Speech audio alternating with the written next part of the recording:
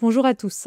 Aujourd'hui, je n'ai aucune envie de parler de Thierry Ardisson, ni de ses saillies, ni de ses excuses vraisemblablement formulées pendant le week-end. J'ai envie de parler de Raphaël Pitti, un médecin urgentiste de guerre et humanitaire qui a fait quelques allers-retours à Gaza, surtout au début de la guerre.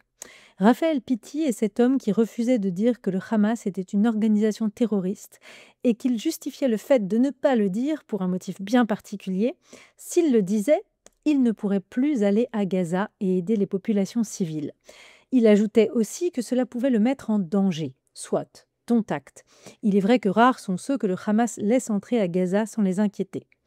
Mais dans ce cas, pourquoi ce monsieur va-t-il sur les plateaux télé raconter ce qu'il voit et vit à Gaza? Pourquoi ne décide-t-il pas de ne pas intervenir dans le débat médiatique si sa place est sur les champs de guerre pour aider les populations civiles? Habitué des plateaux télé, donc, il confiait sur France 24 il y a quelques mois que la veille de l'invasion terrestre de la guerre du Golfe, il avait compris que la vie et la mort étaient liées et qu'il s'en remettait à Dieu. Il expliquait qu'il était aussi très ouvert parce qu'il a plusieurs cultures, italienne, algérienne et française, et que cela le rend plus ouvert que quelqu'un qui ne serait que français par exemple. Raphaël Pitti est aussi un de ces hommes qui, en écrivant un livre et en le publiant, décide de dire qu'il n'a pas le temps d'écrire et que sa place est à l'action. Plus récemment, une journaliste lui posait aussi des questions sur son engagement politique. Conseiller municipal à Metz il y a quelque temps, candidat aux législatives l'an dernier à Levallois où il s'est présenté sous les couleurs du NFP, tout en se disant centriste et proche d'Emmanuel Macron. Bref, Raphaël Pitti nous dit les Occidentaux ont perdu toute crédibilité sur le terrain des droits de l'homme.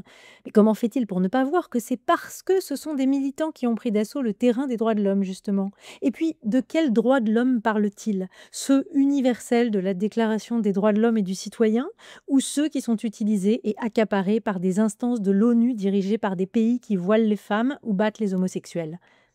À sa décharge, contrairement à d'autres, il refusait jusqu'à il y a quelques mois de parler de génocide à Gaza en laissant cette discussion, disait-il, aux tribunaux et en arguant que seul le sort des populations civiles lui importait. Eh bien, il ne s'en prive plus depuis quelques semaines et chose surprenante, c'est avec les mêmes arguments qui faisaient qu'il refusait d'en parler qu'il défend aujourd'hui ce terme. On devrait demander à ces humanitaires s'ils ont vu des otages, ou ce qu'ils pensent des images de libération des otages décharnés, alors qu'on apprend qu'un des geôliers de l'otage Omer Shemtov, libéré en mars, était médecin justement. Y en a-t-il d'autres dans ce cas?